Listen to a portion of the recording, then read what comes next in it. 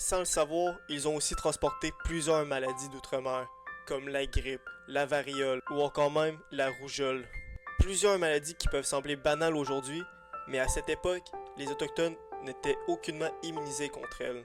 Ces premiers contacts allaient débuter un drame invisible. Une épidémie silencieuse qui décimera des communautés entières au fil des décennies. Un an après son premier voyage, le roi de France renvoie Jacques Cartier explorer ces terres inconnues. 3 navires, 110 hommes et surtout les 2 jeunes Iroquois capturés lors du premier voyage. La mission officielle, trouver un passage vers l'Asie. Mais en coulisses, on veut évaluer les ressources du territoire et pourquoi pas s'implanter aussi au passage.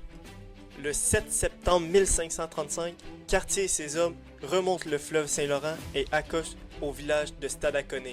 Un village iroquois bien structuré avec ses maisons longues, ses champs cultivés et une organisation sociale complexe dirigée par le chef Donnacona. Mais ce n'est pas ici que l'histoire va prendre un tournant. Cartier et ses hommes veulent aller encore plus loin, remonter le fleuve jusqu'à un autre village légendaire, Hochelaga.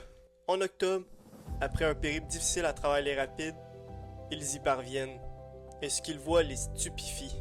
Un village florissant de plus de 1000 habitants, protégé par 3 énormes rangées de palissades, entouré de champs de maïs à perte de vue.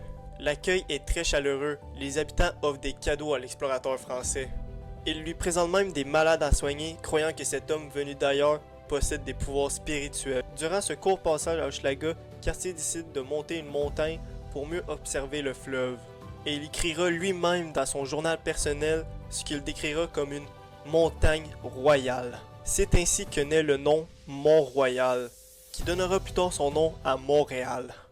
Mais la saison tourne, l'hiver vient, et il va être rude et impitoyable. Cartier et ses hommes doivent vite retourner à Stadacone pour y passer les mois froids. Mais ce qu'ils ignorent encore, c'est que l'hiver québécois est impitoyable.